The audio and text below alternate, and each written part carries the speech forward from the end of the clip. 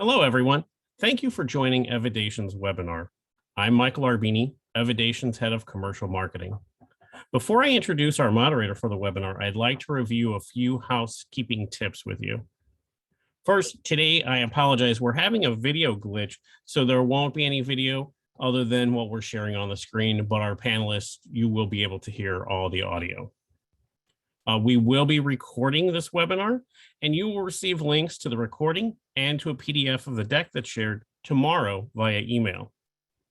In today's webinar, we'll be using a polling feature, so we encourage everyone to participate. If you have any questions for the panelists, please submit them using the Q&A function, and we'll answer those questions at the end of the session. So now I'm happy to turn things over to the moderator of today's webinar, Bray Patrick Lake. Thanks so much, Michael. And welcome everyone to Evolution or Revolution, translating person-generated health data into measures that matter from regulatory through reimbursement. I'm Bray Patrick Lake from Evidation Health, and we are a digital research and health engagement company. Personally, I am a patient advocate, and then professionally here at Evidation, I'm a senior director in the strategic partnerships group. So I'll be serving as your moderator today as we discuss with our experts how person-generated health data, which we often call PGHD, can revolutionize evidence generation from preclinical to post-market and practice when we focus on developing measures and value frameworks that capture meaningful changes to patients. So let's go ahead and begin by having our panelists introduce themselves and share a little bit about their backgrounds. Jen, will you kick it off for us? Yeah, happy to. Thanks so much, Bray, and thanks so much for bringing this tremendous group together. Hello, everyone. My name's Jen Goldsack. I'm the CEO here at the Digital Medicine Society, or DIME. For folks who may not know us, DIME is a 501c3 nonprofit dedicated to advancing the safe, effective, ethical, and equitable use of digital technologies to optimize health. Really looking forward to the discussion today. Marco? Hi to everyone. My name is Marco Prunotto. I'm the Global Head of Technology and Translational Research at Roche. I just started very recently on September 1st, but I've been in the department prior for a long time, always in late stage development. And prior this appointment, I've been leading the translational research of Galapagos, which is the largest European biotech. I look forward to the content of this webinar. Thanks. Elise? Hi, this is Elise Berliner. I recently joined Kantar Health as the Global Vice President of Innovation for Real World Evidence. And Kantar Health is now owned by Cerner, so lots of opportunities to do interesting real world evidence studies. But prior to that, I was the Director of Technology Assessment at the Agency for Healthcare Research and Quality. And there I did a lot of systematic reviews and a lot of work in outcomes measures development and outcomes measures harmonization. And I'm really excited to be part of this panel. And we're excited to have you. And Adaeze. Thank you, Bray. My name is Adaeze Enekwechi. I am an operating partner at Welsh, Carson, Anderson, and Stowe, which is a healthcare private equity investment firm. I am a health services researcher and a policy, I guess, professional or researcher as well. I've spent a fair number of years in the healthcare policy space in Washington, D.C., namely at the Medicare Payment Advisory Commission, as well as at the White House Office of Management and Budget, where I was the head of healthcare for President Obama. Thank you for having me. Oh, I should also say, Bray, I'm sorry. I am also an advisor here at Evidation. Yes, thanks for mentioning that. Very important, and we're so glad to have your expertise. So let's now ground ourselves in a common definition today about what's the main topic for person-generated health data. And we are working from a definition that was developed by the Duke Margolis Center for Health Policy's Real World Evidence Collaborative. So person-generated health data is wellness and or health-related data created, recorded, and gathered by individuals for themselves, or also by their family members and others who care for an individual. As we know, digital technologies have become ubiquitous, and there is so much data flowing about a person's life from wearables, apps, sensors, We also have the opportunity through these digital connections to do e-patient reported outcomes and questionnaires, record speech and video, and learn things about the environment. So never before have we had such an opportunity to understand people's lives outside the clinic and their experience with health and disease. Next slide, please.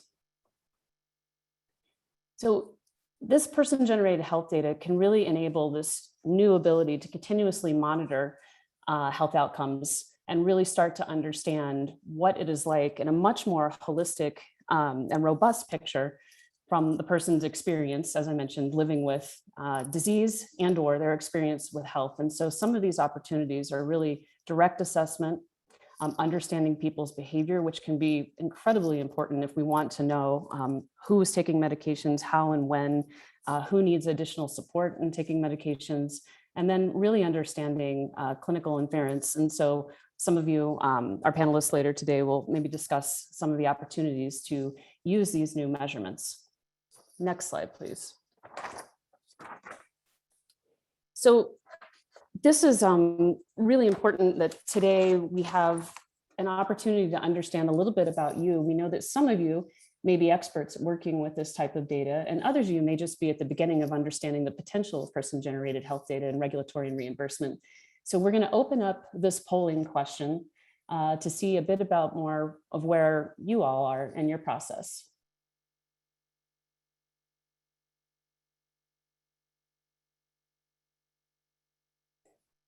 This is the part where we always want to sing the deputy theme song. I'm not going to do that, but we'll probably give people, I don't know, 30 seconds to answer maybe.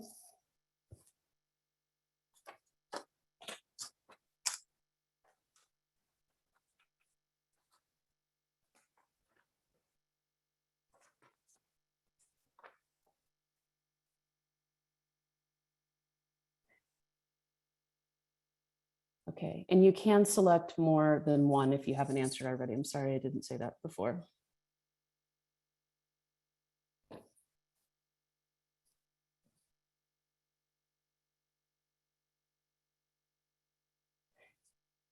All right, Team Evidation, are we getting some polling results that we'll be able to show?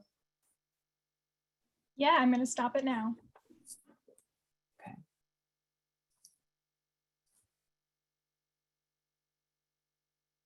Wow, okay. So we've got 56% that are working with PGHD and an exploratory capacity, 41% that are actually incorporating PROs into regulatory applications, 25% that are incorporating novel digital endpoints into regulatory applications, and then 9% that are submitting person-generated health data currently as for reimbursement. And then this is encouraging, 34% are supporting the adoption of digital measures in clinical practice. And then 16% curious, but not quite ready. Panelists, do you have any reaction to this distribution?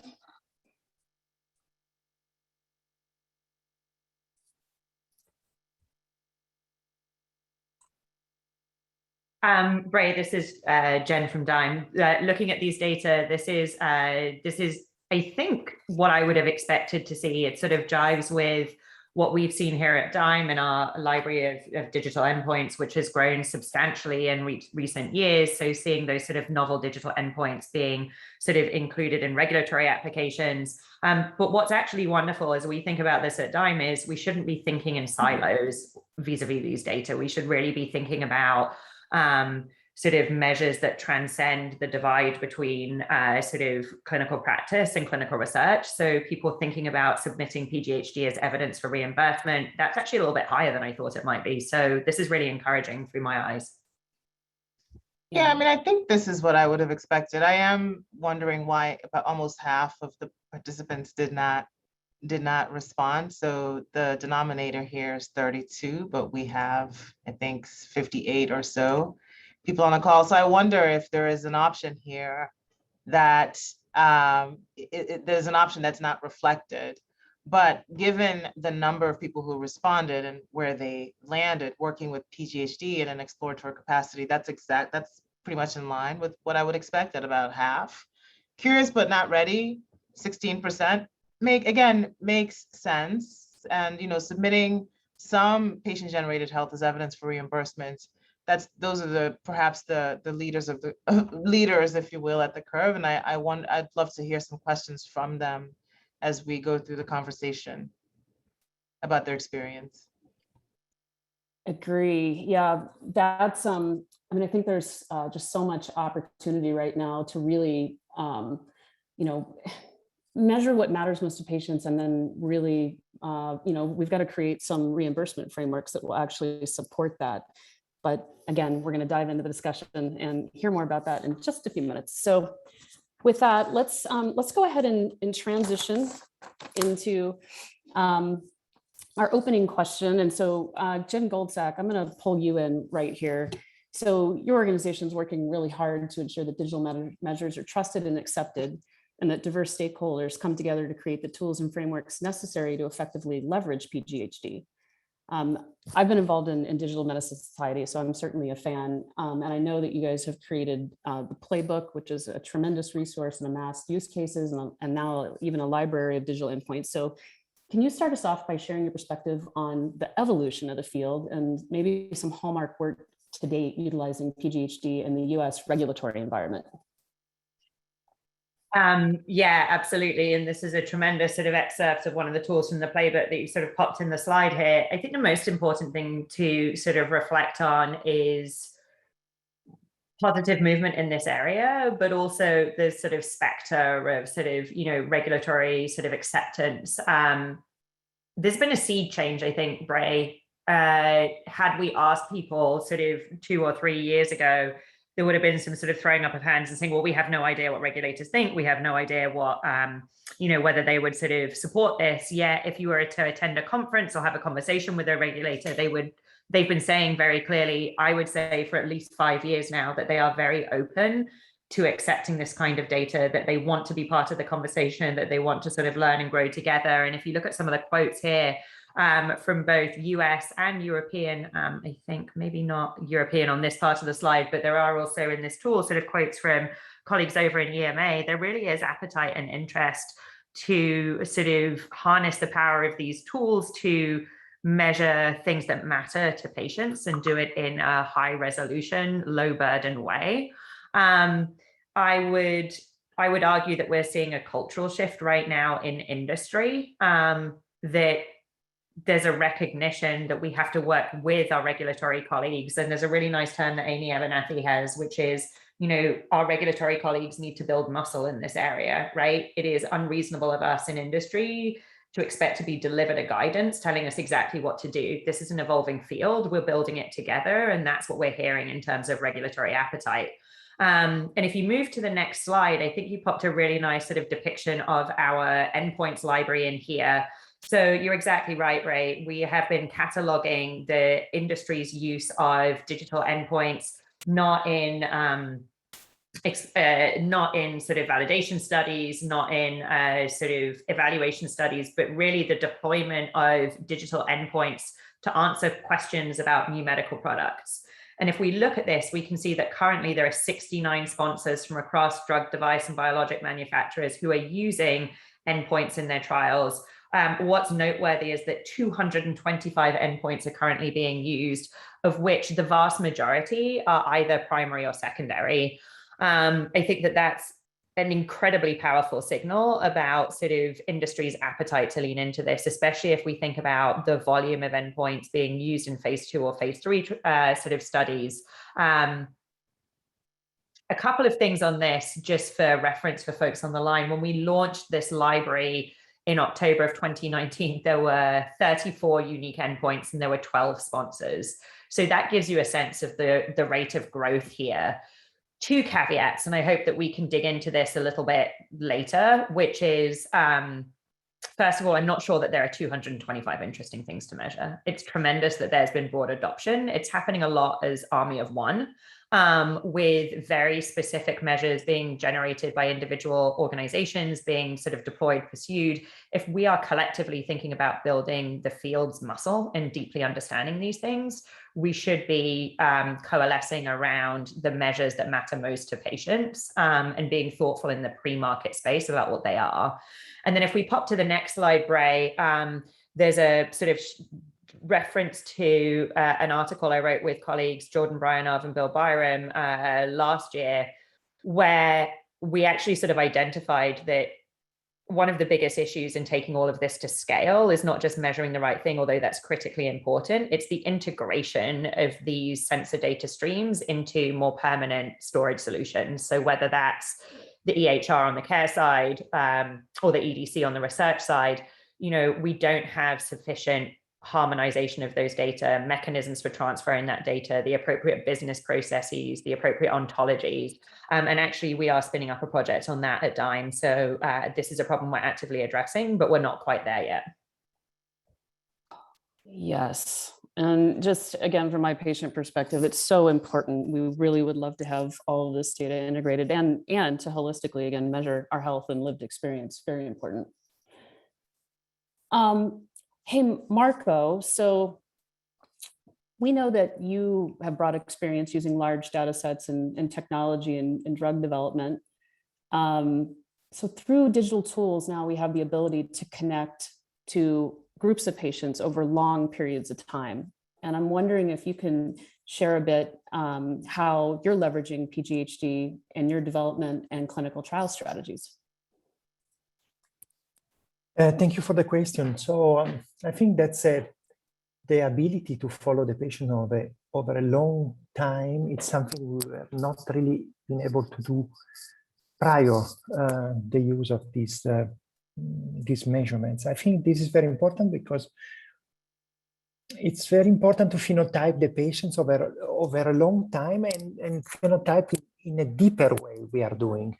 Normally, you know, we see the patients once in a while in the office, and we can measure maybe his ability to walk, a 6-minute walk test, but it would be fantastic to integrate this knowledge. And that's why I think it's an important exploratory endpoint today to see how the motility over a long time, for instance.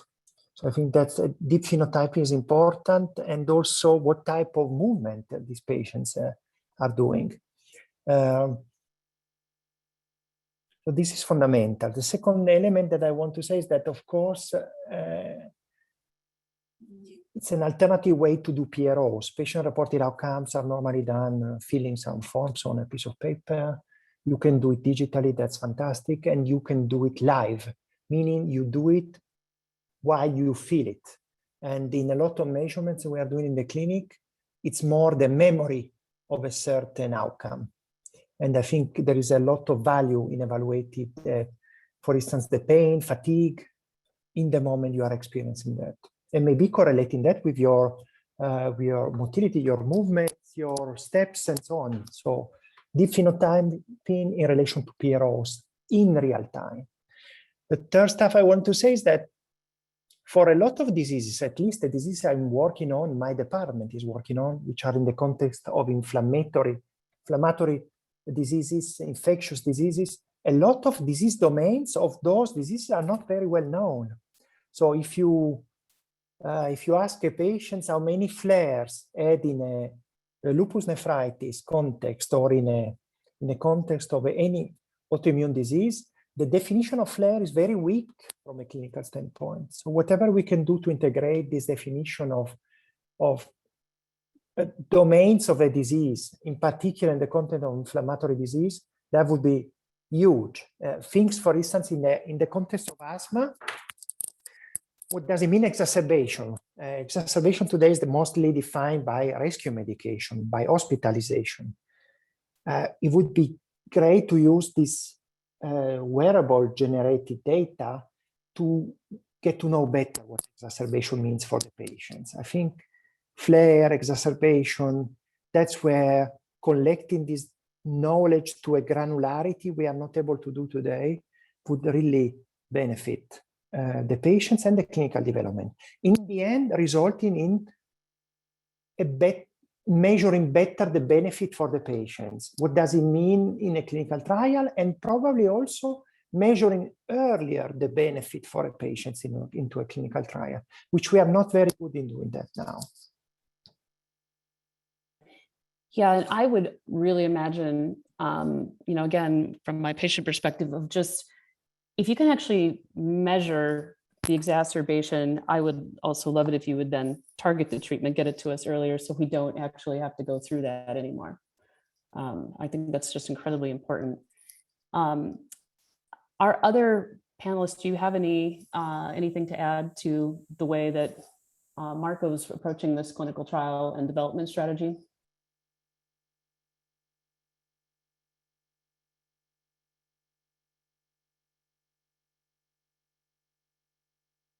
Okay, well, if other questions come into the chat, we will get to those in just a bit. Elise, I'm gonna turn to you because you have been so prominent having this career with AHRQ and having to review copious amounts of evidence that support high quality and affordable healthcare. And now, you're leading innovation at a real world evidence company. And I've just been struck so many times in different public forums that your comments were always rooted in measuring what matters most to patients. So I'd love it if you could share your thoughts on the integration of person-generated health data in chronic diseases, where I've seen some of your work there. And then also, if you could speak to FDA recognizing the importance of PGHD, but yet I still feel like there's a lot of work collectively as a field that we have to do to demonstrate that these outcomes are meaningful. Yeah, absolutely. So again, thank you for having me here. This is a topic that is really important to me. And so just sort of to level set and about what measuring what matters means. And, so we as a community definitely need to be talking to patients about what matters, but then there's still a lot of development work to turn that into an outcome measure that will be accepted by all stakeholders. And I just want to point everyone to some initiatives on developing core outcome measures. So one organization is ICHOM, the International Consortium of Harmonization of Outcome Measures. There's also COMET, the Core Outcome Measures for Effectiveness Trials in the UK. And these are all international efforts to try and develop core outcome sets that should always be measured in clinical trials or registries or other data sources, data studies. And I just want to react to something that Jen said about an army of one. So, so you'll see in my next slide, but we really have to get away from that. And we really have to move into this idea of like, let's all harmonize on outcome measures. So I'm showing the graphic of the core outcome set for heart failure here. And so you can see from ICHOM, and you can see that mortality and hospital visits are there, and adverse effects and complications. So those are sort of the more usual things that are measured, but also symptom control, activities of daily living, independence, psychological health. So, so it really is the whole gamut of experiences of the patient. And then ICHOM and COMET and the other initiatives of this sort, they not only say what the overall concept is, like symptom control, but there are data dictionaries and information saying, okay, so here are the specific measures that the community has agreed on. And I think that it is so important, if there's one message I could get across to everyone who's considering doing a clinical trial or a study, take a look at these and really consider incorporating them. And I also just wanted to point out that the FDA is actually on board with these other kind of outcome measures. And in fact, in FDA guidance for treatment for heart failure endpoints for drug development, the FDA explicitly said a drug that improves symptoms or function when added to standard of care would be valuable, even if it did not improve survival or hospitalization. So, I mean, I just think that that's like an incredible statement, and just shows how I think the field is moving toward this idea of measuring things that matter to patients. So next slide. But again, just sort of thinking about the army of one. So this is what's typically found in the literature. So this is a technology assessment that we did at ARC a bunch of years ago on retinal prosthesis in the Medicare population. And I'm using this as an example, but I mean, I can tell you in the 20 years I've been at ARC, this is totally typical of what we see. So there were 74 different outcome measures reported in 11 studies. Only 3 outcome measures were reported by 3 or more studies. Only 4 outcome measures had evidence of validity and reliability. Only 1 study directly measured quality of life. And in that study, the instrument was tested in a low vision population, but may not be sensitive enough to measure changes in the ultra low vision population that's targeted for this device.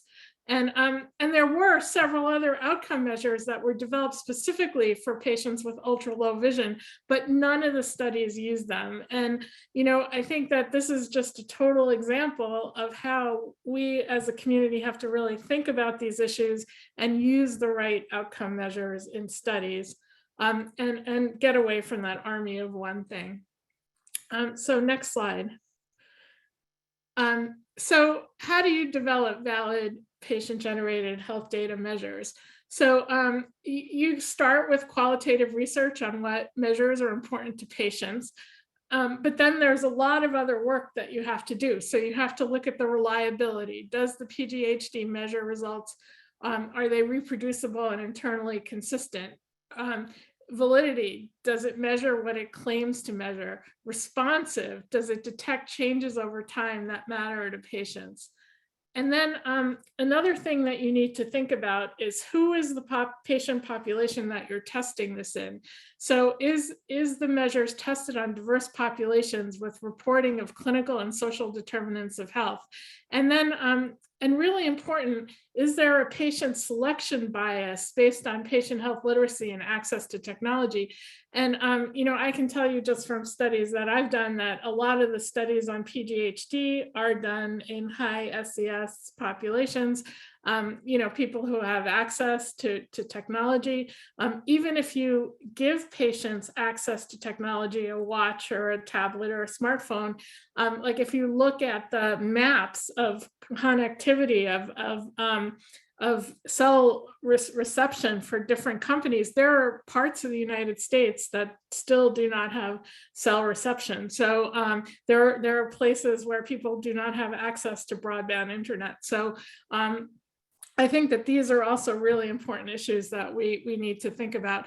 And then the final issue is that the technology is evolving so rapidly, so that by the time you do all this, then the technology is out of date and there's a new technology on the market. So again, as a community, this is something we have to think about. And I'm really looking forward to the discussion. Next slide. And I just want to, you know, just end with saying something about the use of PGHD in clinical care and for quality reporting. So at ARC, just before I left last year, we did a report on patient-generated health data for 11 chronic diseases. And we found that it was promising. We found evidence suggesting a possible positive effect on health outcomes for 4 chronic conditions. But I just also have to point out that the majority of studies on patient-generated health data technology still focus on non-health related outcomes. So the same thing that I showed you in the retinal prosthesis example, it just happens over and over and over again. But on an optimistic note, CMS is optimistic about the future of patient-generated health data for quality reporting.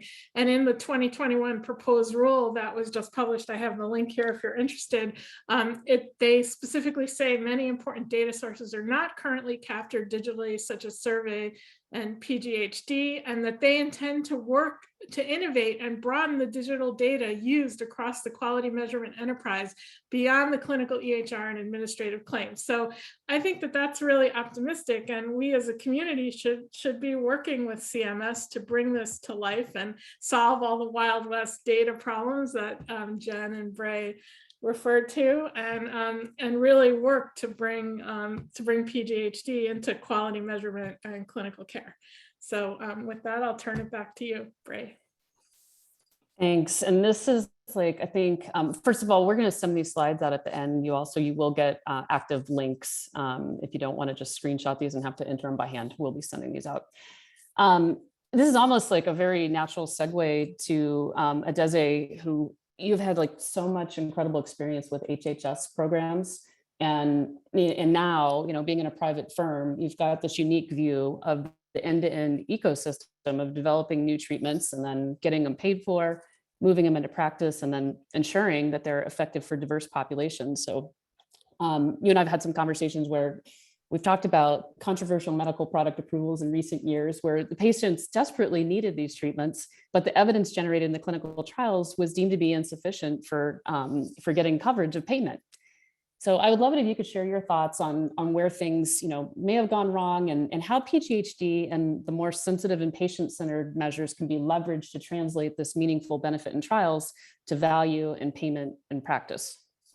Yeah, I mean, thank you, Bray, for the question.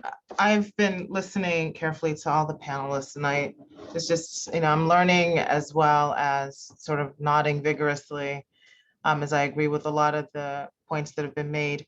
One of the things I've seen in a, I guess, regulatory capacity, not regulatory in terms of FDA, but at the White House in that role, all of the health agencies reported up to me is that at least 4 or 5 years ago, we were very early in thinking, I think from the policy perspective, and thinking about the role of patient-generated health data. From the scientific position, however, so as a health services researcher with our colleagues at the Office of Science and Technology Policy, certainly a bunch of folks at the National Institutes of Health, we understood this and understood the value and importance of not just patient-centered data and patient-centered health, but certainly the value of patient-generated health data. All of us was born out of the Precision Medicine Initiative, which we started when I was in the administration. I will say, however, from the regulatory perspective, especially the payment side, as much as I welcome and value the role of patient-generated health, especially the kinds of work and the kind of data that we can collect and analyze, say at Evidation or some other companies, there's a little bit of a lag. And Elise just, referenced what was in the proposed rule this year. But this work has been going on for quite a while.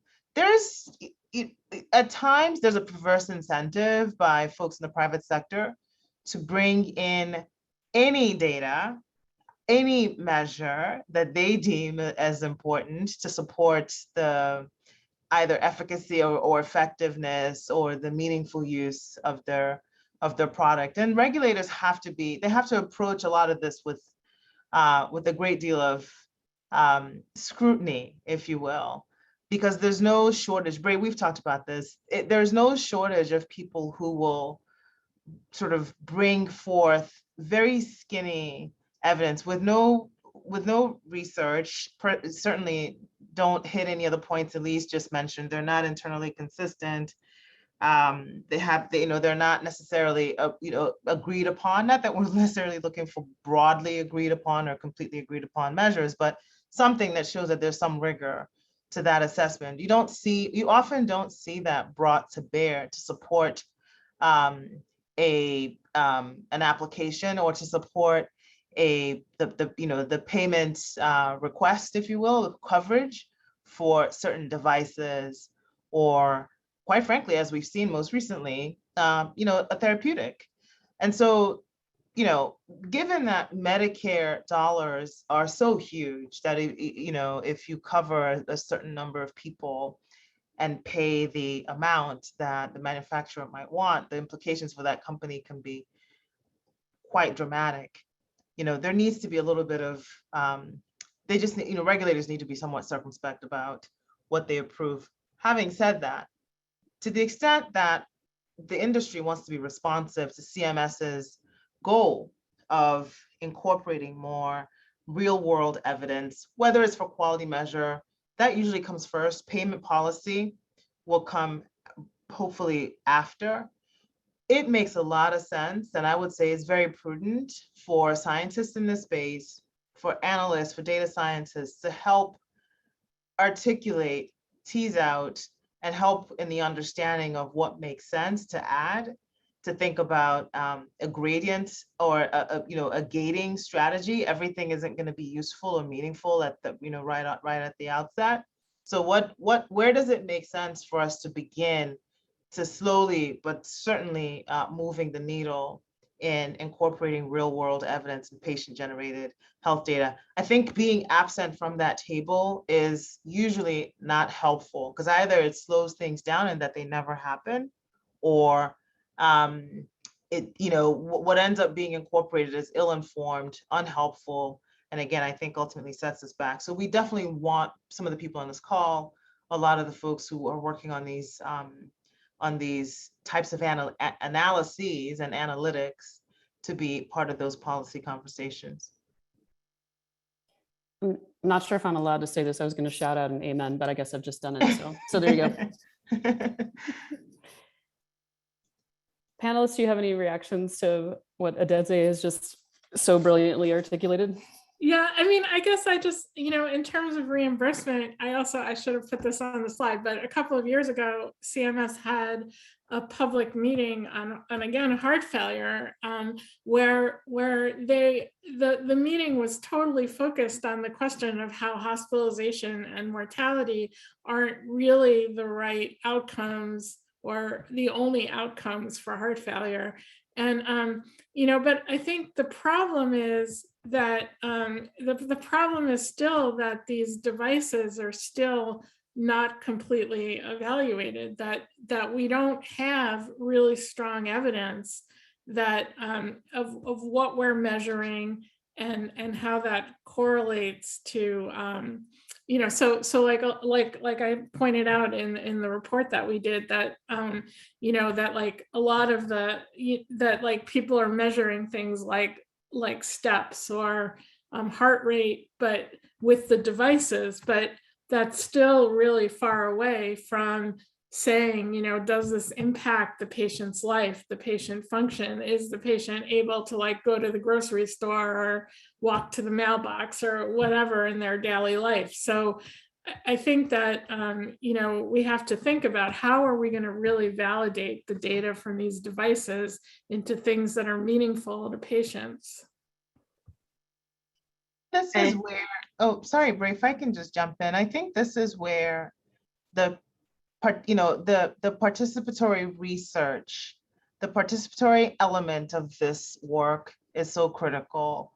I can't remember if it was Jennifer or Elise who mentioned that for a lot of this data, I think it might have been Elise when she was teeing up her section, at least from what you found in some of the systematic reviews, that there tends to be a little bit of bias away from or in favor of people of higher socioeconomic status who tend to be more connected. Quite frankly, most likely tend to be just more persuadable to participating in these types of research and are just more aware, right? They tend to be in social environments where it's completely normal to wear stuff and be collecting data. And we may not see that in lower SES communities. And if we know that this is the next frontier and that we want it to be not an either or, but that this would be complementary to evidence that we're gathering through RCTs, evidence that we're gathering through other longitudinal data analyses or observational studies, that this could be part and parcel all of our understanding about different interventions, whether they're devices or pharmaceuticals. I think it just makes the case that we need to work harder, as much as perhaps more effort than we've put into recruiting for diverse populations and for randomized control trials, where we have not done quite as well, and there's a lot of work to do there. But I think it kind of makes the case that we definitely don't want to be behind the 8 ball in terms of having a diverse population represented in this real world evidence. That includes not just getting them to wear and collect data, but to the extent we're talking, doing surveys, focus groups, et cetera. What is important to you? those answers may very well differ for different populations if we can at least have a diverse, representative group. And Bray, if I can just sort of pile on here to Adaeze and Elisa's tremendous comments here, I think it's important that we collectively recognize why doing this well in the digital era is so important. You know, we actually haven't been tremendous in our sort of healthcare history at measuring the things that sort of matter the most. However, we're measuring them intentionally because we're trying to make a clinical decision. So that in and of itself serves as a sort of gating function. But now we have all these sort of widgets, and there's so much sort of digital exhaust that we generate every day. You know, the risk of us signal chasing as opposed to really measuring things that truly matter to patients is higher, I think, and it's easier for us to lose sight, which is sort of unacceptable and is going to require us being intentional. I think the same thing sort of relates to the critical importance of listening to inclusive voices, and perhaps beyond even listening, but sort of co-creating with the populations we're actually trying to serve, what we want to measure, and then the sort of products that help us measure those things. And, you know, it comes down for me to this idea that, look, digital isn't a silver bullet. All of these sort of sensors and all of these capabilities to capture new information isn't going to fix everything. It's up to us for how we use the tool. But we can use these tools if we are intentional and if we do this correctly to try and ameliorate some of the long-standing health disparities. Or we can just carry on as normal and we can make things worse. And we are at this really important juncture when it comes to measuring things that matter. How are we taking responsibility as a field, a nascent field, to make sure that we are sort of hearing from all members of the population that we're here to serve, that we are measuring those things that matter and not just signal chasing and adding to the noise?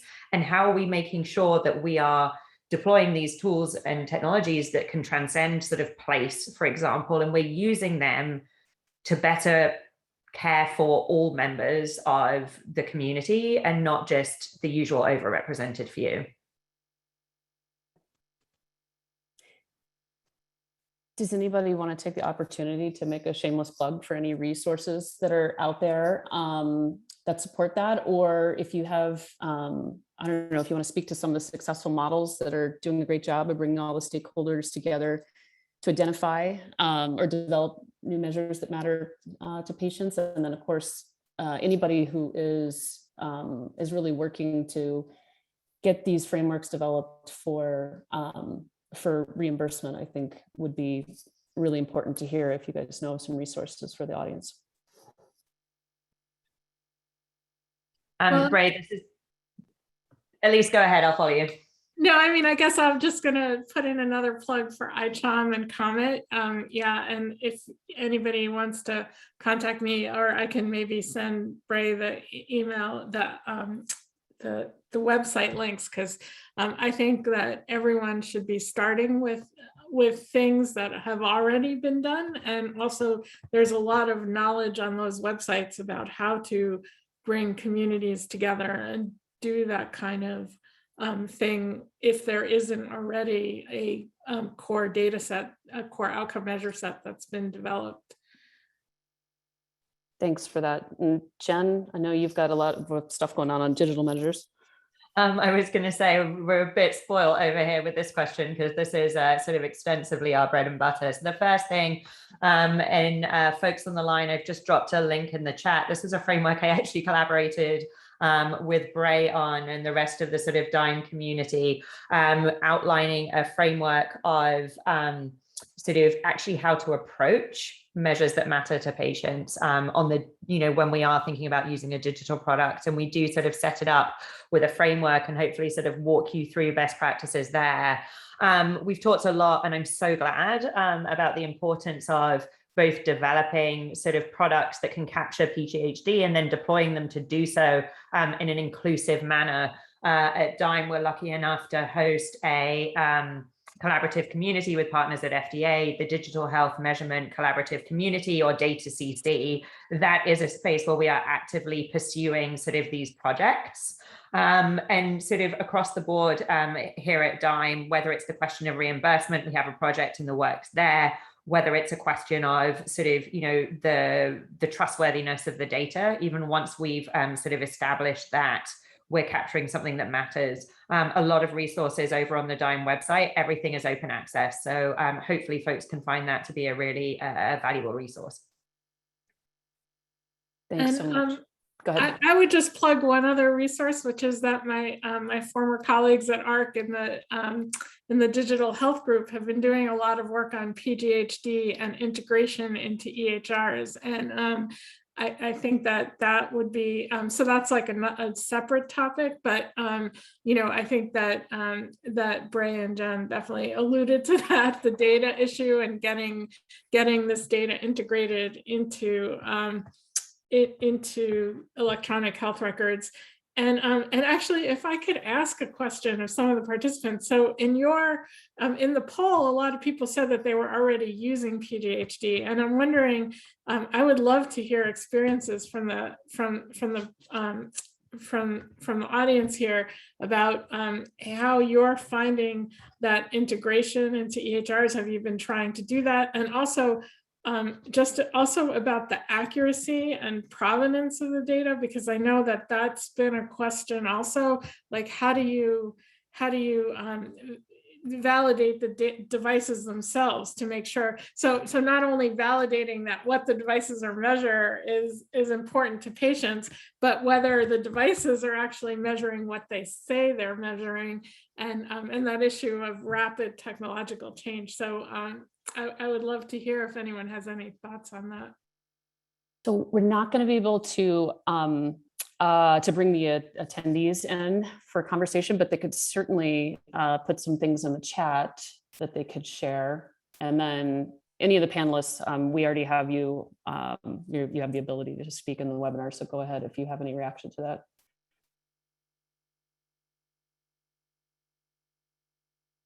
I think one of the most important things, at least you continue to sort of reference, and rightly so, the sort of rapid pace of technological sort of advancement. You know, obviously there are sort of tech considerations that we need to make. But, you know, I feel really strongly actually that the sort of risk, if you want to call it that, of sort of tech timelines outpacing clinical timelines is sort of largely ameliorated if we actually focus on measuring things that matter. If the underlying tools we can do that with continue to improve and evolve, and we can improve algorithms and continue to verify and validate them against a sort of gold standard, if we can sort of continuing to improve the operating systems to increase the security of a system, that's great. We should embrace that. And we should be able to do that and create sort of almost living tools and resources that embrace and capitalize on the rapid pace of tech innovation, knowing that what we're pointing the tool at, i.e. what we are trying to measure, what the patient-generated health data actually is the most important thing to that population. And that is likely to be reasonably constant. So I actually encourage us all to think a lot less about the widget and a lot more about what we're measuring. And I think a lot of other things fall into place at that point. Agree. Yeah, I mean, I guess I would just, I agree, but I also think that there are like accuracy and other issues, like for example, on you know, home glucose tests for diabetics. There's been a lot of issues with, you know, having reproducibility from device to device being different and things like that. So, you know, I think that the quality of the data coming from these devices is important. Yeah, and I bet, Jen Goldsack, I bet you could put a couple of resources in the chat, putting you on the spot to look something up. If not, we could include them in an email, but I think there are several papers that might help address that issue.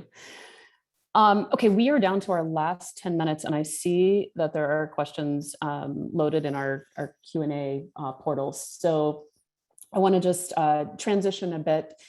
And maybe this has come from one of our curious but not quite ready. But the question is, if my organization wants to get started in creating a PGHD strategy, what are the first steps that we should take?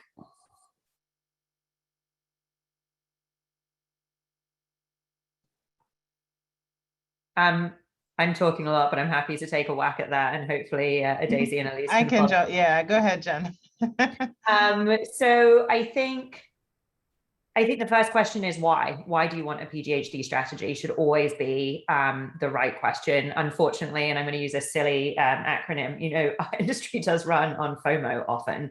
That's not the right reason to develop something. And I certainly don't mean to sort of suggest that it is in your case, but what are the problems you're trying to solve for?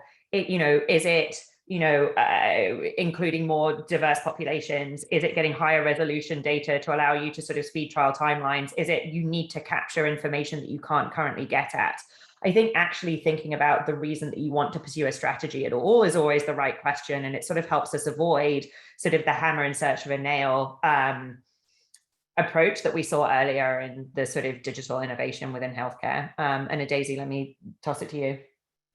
No, I love that you've started with, you know, what's the wrong reason for doing this, you know, the fear of missing out, or to think everybody else is doing it, therefore I should, is not usually a good place to start. It really should be part of the, what is our value proposition here? And we can sort of start to dissect what kinds of organizations are we talking about, but let's say, you know, you've got a device or an instrument or some sort of a therapeutic, and you see this as a valuable pursuit. So it's not necessarily that you're missing out, but we really do want to understand, how does our intervention improve or not, right? This is a hypothesis. How well does it meaningfully change the health outcomes or the lives, right? Quality of life of the target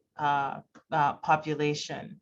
So I think articulating the question, really digging for the right outcomes measures, which again, I think suggests having the right experts at the table to help articulate the right health services questions. And of course, having, you know, so assuming that you're collecting this data and you've solved for the very difficult but critical, you know, data storage, privacy, et cetera. We kind of glossed over all of that, but we know that those are very important pieces of this conversation. You know, doing the analysis right, what are we learning? And being very honest with ourselves. And to the fact that, to the extent that we can, taking some of those questions and making sure that there's a feedback loop with those individuals to make sure that we are asking the right question. So I think there are lots of pieces here. I've made it sound very complicated, and I think it is. It's hard to do, which is why the fear of missing out should not be the motivator. It really should be, we see this as an intrinsic part of our value proposition in terms of what we're bringing to the market. That was long-winded, Bray, but it's complicated. But important. Okay, well, I think you've given people some good ideas. Let me try to squeeze in a couple more questions in the chat. So here's one. How does the regulatory body weigh in patient acceptability of new device/intervention as outcomes for measuring patient impact? So patient acceptability of a new device or intervention. I'm sure others can jump in, especially with respect to you know, whichever organization. But I think certainly at CMS, the fact that the patient accepts something is not usually a reason for approving it for payment. There are lots of toys, and I use that word deliberately. There are lots of cool gadgets that some patients are ready to accept, that, you know, for which there's scant evidence that it has a meaningful impact. So I think, you know, that's sort of the negative. On the other side, to the extent, you know, a particular innovation, technology or otherwise, is important, and we have the evidence, acceptability and usability by the patients is very important. Because you can develop the best thing, but if people can't use it or won't use it, then, you know, that sort of introduces a different set of questions. But I'd love to hear what others have to say about FDA. I would just add to what you said, that that acceptability and usability are an intermediate outcome, right? But if the device is really acceptable and usable, then that should lead to higher compliance, which should lead to better outcomes. So I think that, you know, just showing acceptability and usability isn't by itself convincing, as Adaeze said, but I think that showing, you know, that it is kind of necessary to having a successful device and good outcomes. So so I would encourage people to think that way. So you know, showing acceptability and usability as a step in the pathway toward better outcomes. There's a turn of phrase, well, not a turn of phrase. I've heard a colleague actually at VA describe something really nicely when it comes to sort of deploying digital on the healthcare side. And I think for anything that is patient facing, it applies to the same extent. We don't have to do performance metrics or gamify or do sort of, you know, interventions with an iPhone. Anyone who has one uses it far more than we should. How are we creating the kind of products? How are we demonstrating value to patients that is so great that we don't actually have to worry about sort of engagement, adherence, these kinds of things? This is the challenge, I think, to our field. It's been done in other fields, right? How many times do people look at their sort of screen report for use on their smartphone and are absolutely horrified? We engage with things that we find value in. So it's incumbent on us and anyone who is leading sort of a digital strategy. If you want to be successful, you have to bring that value to the patient. And it is not enough to do it without taking the time to sort of understand what value means to them and then communicate that value proposition to them as you are asking them to engage with sort of digital health products and interventions and measures and so on and so forth. Wise words. Okay, I am desperately scrolling through the questions, and this is not a question, but it's a comment that I think is worth sharing from someone I know to be a patient advocate, very well respected, who said, that we should check into FDA's Patient Voice project, still in the early stage, but definitely an effort to capture meaningful insights from patients directly. So check that out. It sounds like it might be evolving, but worth checking into. So we're down to just our last couple of minutes, and we apparently lost Marco to a fire alarm, so we want him to be safe. So he is not going to finish us out in this lightning round, but to our other panelists still remaining, I would love it if you could just bring us home with one thing you want the attendees to take away from this session, or that their organizations could do to support the PGHD revolution. Adaeze? That it's, what can they do to support this revolution?